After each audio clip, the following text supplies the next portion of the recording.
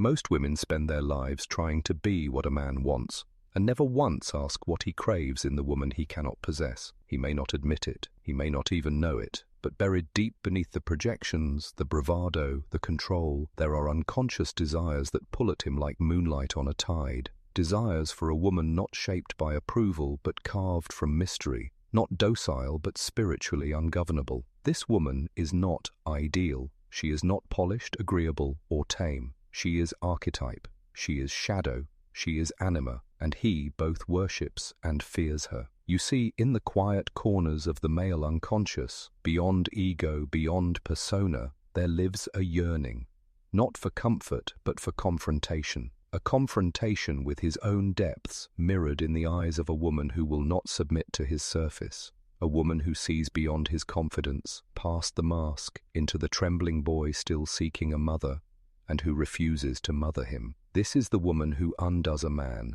not because she tries to, but because her presence disrupts the structures he's built to contain himself. She is not his to own. That is precisely why he remembers her. This kind of woman awakens him. Not softly but violently. She disturbs the routine of his emotional detachment, not with chaos but with silence. He wants to know what she thinks, and it haunts him that he cannot tell. She is the mirror in which he sees what he has spent his life avoiding, his own emptiness, his longing for meaning, his desperate attempts to dominate because he cannot yet surrender. What a man secretly desires in a woman he can't control is not compliance, it is reflection, a reflection of his highest potential, his darkest fear, his repressed anima, the spiritual feminine energy he denied in himself and now unconsciously seeks in her. But few women dare to be that reflection. Fewer still are strong enough to remain it. Because being this kind of woman is not a performance, it is a path forged in solitude, silence, and sacred boundaries. It is born from shadow work, from choosing not to chase, not to shrink, not to shape oneself into something lovable, but to be what is true, even when it terrifies him, especially when it terrifies him. And the first thing he desires, though he may never say it aloud, is your distance. Not coldness, not cruelty, but the sacred space of emotional sovereignty. When a woman does not orbit him, when her sense of self does not rise and fall based on his attention, when she does not explain, beg, or overgive, he begins to feel the gravitational pull of her absence. This kind of distance is not manipulation. It is magnetism. It is the power of a woman who belongs to herself, and in that space, something ancient stirs in him. He feels small, curious, vulnerable, like a boy outside a temple he's never been allowed to enter. And what he desires next is her silence. Not the silence of punishment, but the silence of mystery. The silence that speaks louder than any justification ever could. The silence that says, I am not here to soothe your ego. I am not here to be your emotional caretaker. I am not here to perform emotional labor you refuse to do yourself. This silence unsettles him, because he cannot control what he does not understand, and still he returns. He wants to decode her. He wants to penetrate the fortress of her poise, but the fortress is not armor. It is the result of spiritual excavation. It is the consequence of choosing peace over performative passion. It is the maturity that comes when a woman has confronted her own shadow and no longer needs to dance with his just to feel needed. Men do not obsess over the woman who gives everything. They may use her, they may appreciate her convenience, but she does not inhabit their dreams. The woman who lives in his unconscious is the one he couldn't consume. She is the moment he realized he was not the most powerful person in the room. She is the silence that made him sit with himself. And when a man finds himself in the orbit of a woman who radiates emotional detachment without hostility, who can hold intimacy without fusing, who sees him fully without fixing him, he will feel both terrified and drawn, because that woman is not playing by the rules of modern seduction. She is moving by the rhythm of something far more ancient. A woman like that is not love.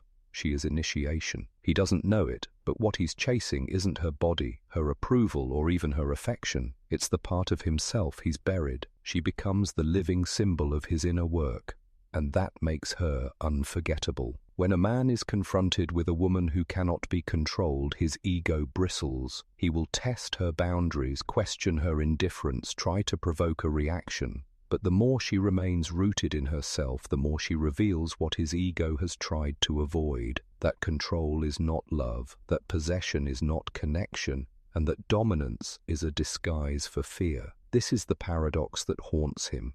He craves the woman he cannot conquer, not because he wants to destroy her, but because on a deeper, unconscious level he hopes she will destroy what is false in him. She doesn't need to raise her voice. She doesn't need to prove her power. Her mere presence is a threat to every illusion he's constructed about manhood, about intimacy, about strength.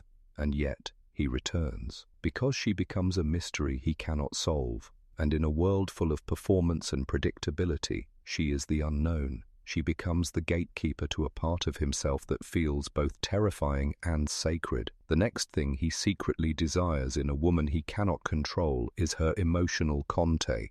The ability to feel without leaking, to love without losing, to desire without chasing. This woman doesn't flinch in the face of silence. She doesn't fill the space with nervous laughter, anxious texts, or desperate questions. She allows energy to breathe. She lets him wonder, because she knows deeply, cellularly, that love is not about constant access.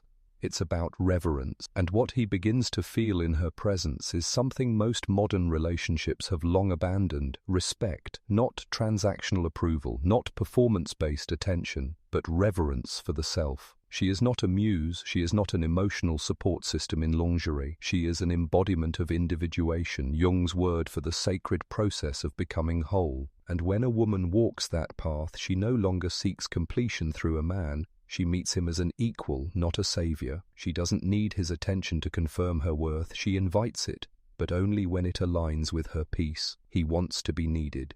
She chooses to need nothing. He wants to be right. She wants to be real. He wants to be her world. She is her own world. And so he finds himself reeling, aching, watching as this woman does not orbit his moods, does not collapse to please, does not chase, even when he pulls away. And in that absence of codependence, his own wounds begin to surface. He realizes he doesn't know how to hold space because she no longer makes it easy for him. He realizes he doesn't know how to stay emotionally present because she no longer tolerates his escape. She doesn't fight for his attention. She doesn't compete with his chaos. She simply withdraws her energy when she senses fragmentation. And that withdrawal, that refusal to engage from a place of imbalance, stuns him. What he secretly desires, though he may never admit it, is her refusal to abandon herself for him. Because on a soul level, he knows if she can stay with herself, maybe she can teach me how to stay with myself too.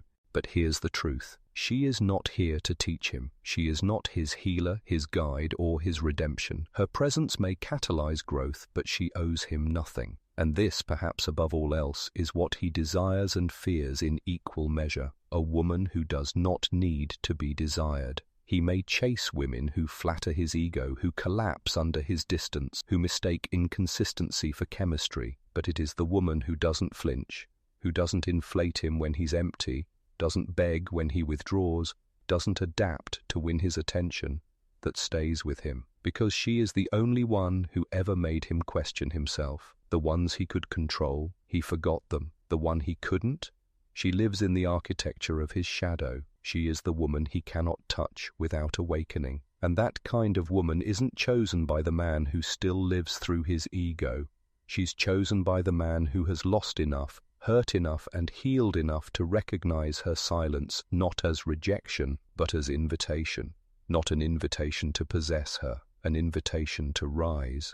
She is not here to rescue him from his pain. She is the reflection of it. When he looks at her, he feels both exposed and drawn in, as if her very presence illuminates the places within himself he has spent a lifetime avoiding: the false bravado, the hollow successes, the affection he earns but never fully receives. She sees through it all, not with contempt, but with clarity, and that clarity is unbearable to a man who has built his identity on control. But beneath that unbearable exposure lies the seed of transformation. The next thing he secretly desires in a woman he can't control is her inner stillness, her refusal to be consumed by emotional noise, her ability to remain present without collapsing into chaos.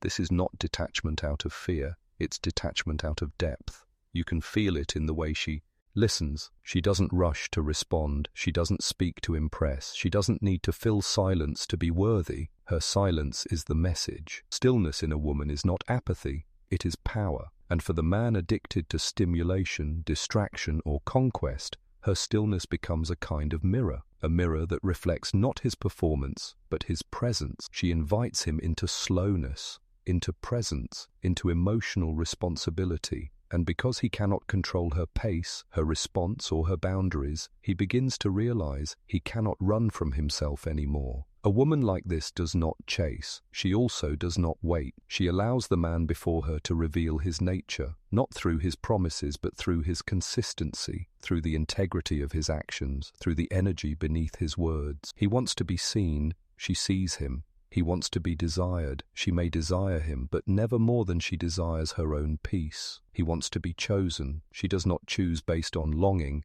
but based on alignment. This is what drives him wild, because for the first time the love he wants cannot be earned through performance. It can only be met through depth. This is the foundation of the next thing he secretly desires in a woman he can't control, her emotional truth. She does not play the cool girl. She does not withhold her feelings to manipulate. But neither does she collapse under the weight of them. She owns them with fierce grace. When she's disappointed, she says so, with dignity, not drama. When she's hurt, she doesn't pretend it's fine. But she also doesn't make her healing his responsibility. She speaks from the heart, not from a wound, and this terrifies him. Because most men are accustomed to women who either suppress their truth or explode with it. What he secretly longs for and rarely finds is a woman who speaks from centered self-possession, not to punish, not to push away, but to reveal what is real.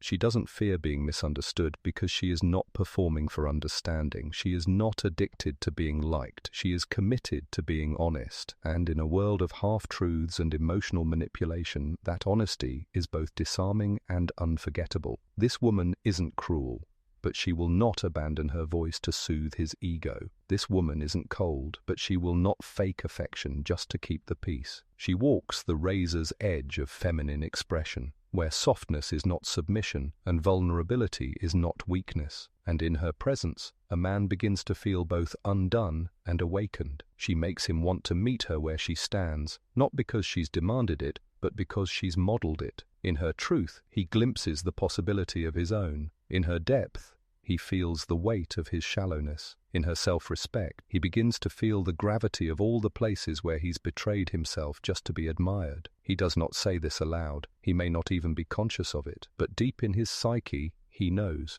To be loved by a woman like this is not something that happens to him. It is something he must rise to. And this leads to the next thing he secretly desires, perhaps the most dangerous of all, her sacred no. The moment she walks away, not in anger but in quiet certainty, is the moment she takes her power back from every man who ever tried to keep it. And it shakes him, because in that moment she becomes mythic. She becomes the embodiment of the one who got away, not because he didn't want her, but because he hadn't yet become the man capable of keeping her. And that haunts him. He realizes that her no was never about rejection. It was about reclamation. The reclamation of self, of time, of energy, of divinity. The woman who says no without rage, without fear, without collapse, speaks a language few men have ever heard, and even fewer can forget, because that no is not just to him, it's to the girl she used to be, the girl who begged, who waited, who believed she had to earn love, and in that no, she becomes whole.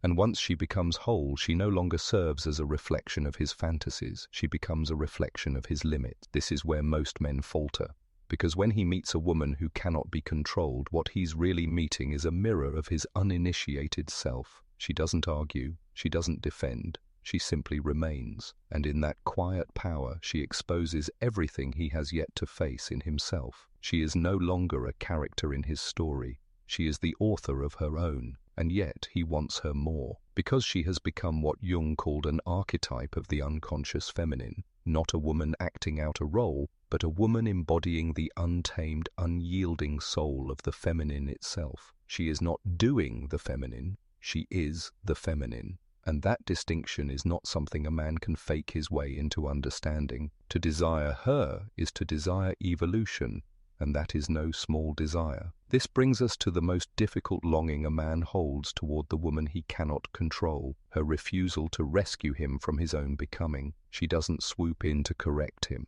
She doesn't pour herself into his emptiness. She does not trade her sacred energy for potential. And this drives him into a deeper spiral of awakening than any sermon, self-help book, or guru ever could, because this woman will not save him from himself. And for perhaps the first time in his life, a man realizes that love will not always come with rescue, that affection will not always come with sacrifice, that intimacy does not mean caretaking, and that a woman's love is not proof that he is finally good enough. She does not soothe the wounded boy inside him. She invites the man to rise and hold himself.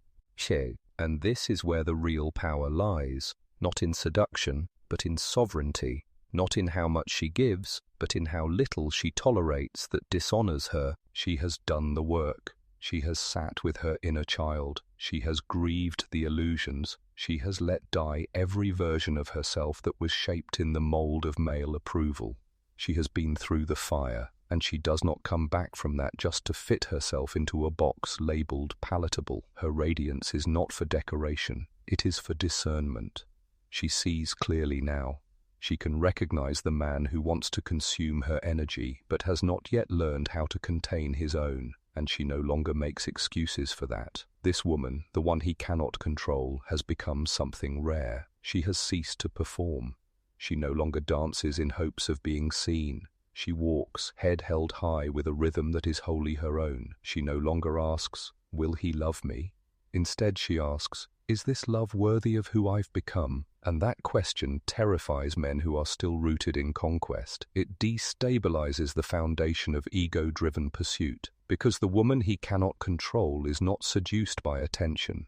She is moved only by resonance. She does not fear solitude because she has befriended her own soul. She does not fear rejection because she no longer rejects herself. She does not fear his silence because hers has become a sanctuary. She does not seek comfort in his presence. She requires truth in his presence. And when that truth is absent, she does not wait. She walks. This is not arrogance. It is alignment, and men feel it deeply. They may not have the language to name it, but they feel it in their bodies, in their breath, in the ache that lingers long after she is gone. She leaves no dramatic exit, no angry goodbyes, no scenes, just absence. But it is that absence that echoes loudest in a man's psyche, because he knows, consciously or not, that he did not just lose a woman, he lost the mirror of his own higher self. And in her absence, a question begins to whisper inside him, "Who must I become to be worthy of the kind of woman I could never control?" That question is the seed of transformation. She did not need to change him. She simply walked in her power and let the silence do the rest. This woman is not rare because she's beautiful. She is rare because she is whole. And it is this wholeness, a wholeness that refuses to bend, to beg, or to betray itself, that he secretly desires above all. And once he feels the weight of that wholeness, he can never return to what he once chased. The women he could control, the ones who molded themselves to his wounds, who mistook inconsistency for chemistry, who equated his presence with proof of worth, no longer feed him. Not truly. They become echoes of a game he no longer wants to play, because after tasting the presence of the woman who cannot be bent, who cannot be broken into someone else's version of love, he begins to hunger for something real. But here lies the paradox. He can't have her unless he's willing to lose who he was. The ego must die for love to be reborn, because she is not waiting at the finish line of his becoming. She is the initiation that demands it. Her love is not a comfort, it is a crucible.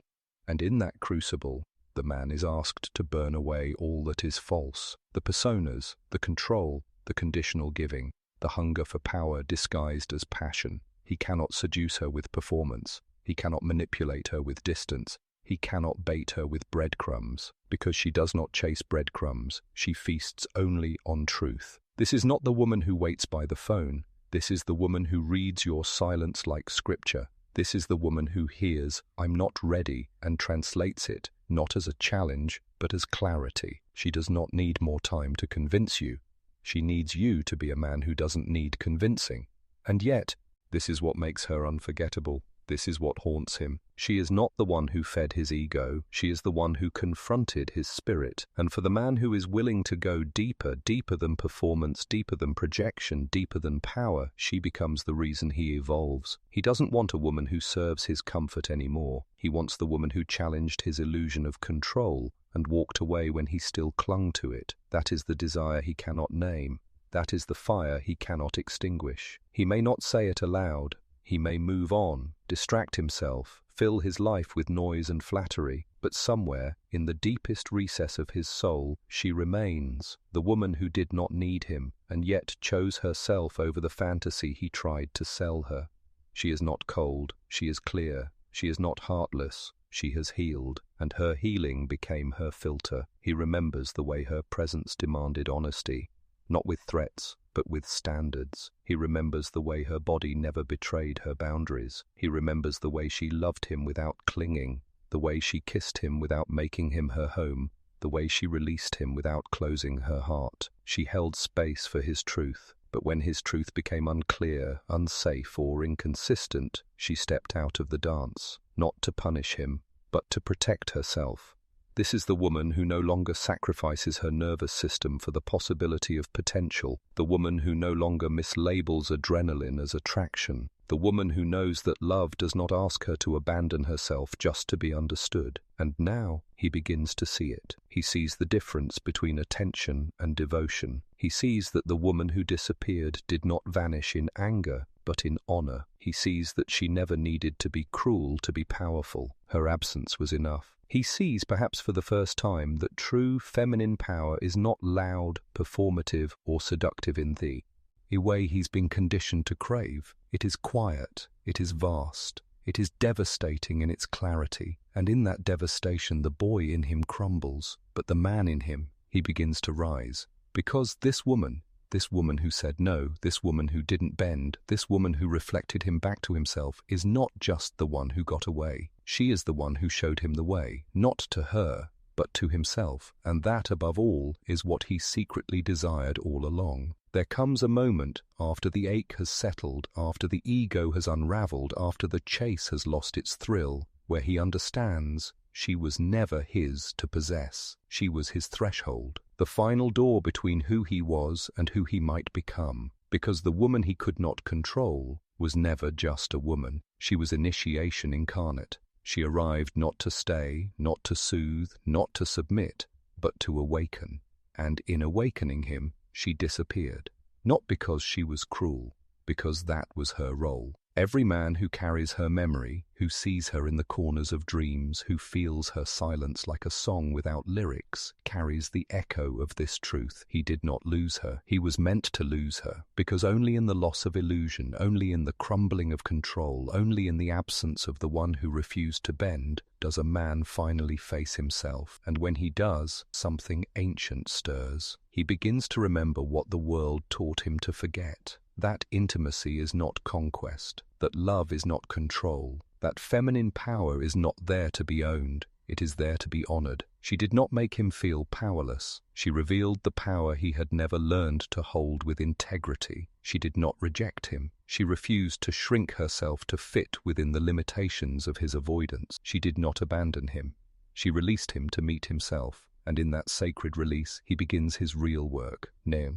To get her back, not to chase, not to conquer, but to become the man who no longer needs to control in order to feel secure, to become the man who can hold space for truth, to become the man who welcomes emotional depth, not as threat, but as medicine, to become the man who doesn't run from the storm, but learns to stand in it with a steady heart and an unshakable spine, because now he sees what he could not see then, that she was not complicated, she was clear, that she was not cold, she was contained, that she was not intimidating, she was initiating. And had he met her with reverence, with depth, with presence, he might have discovered the love he was truly longing for. But love that demands transformation is not love every man is ready to receive. And so, she walks, not with vengeance, not with bitterness, but with a kind of sacred detachment that only those who have healed themselves can embody. And this is where she lives now, not in his bed, not in his phone, not in the comfort of daily routine, but in the architecture of his awakening. She is the moment he saw what love could be, and what it would require of him. She is the lesson disguised as longing, the mirror that no longer reflects his fantasy but his potential. And though he may never touch her again, he will touch the world differently because of her. He will speak with more truth. He will listen with more reverence. He will love with more presence. Because the woman he could not control did not come to be held. She came to liberate him from his own limitations. And once a man has tasted that kind of liberation, he will never settle for control again. And she no longer waits for a man to become ready. She no longer watches for growth that may never come. She is not a reward for suffering. She is not a fantasy for the uninitiated. She is a force of nature, soft but unsparing, loving but untamed, radiant but rooted. She has burned every version of herself that ever needed to be chosen. She has outgrown the lie that her worth is earned through endurance, and now she walks as the embodied answer to her own prayers. She knows if a man cannot meet her in truth, he is not her burden to carry. She releases him with grace. She releases all of them with grace, because the woman who knows her worth doesn't chase, she chooses.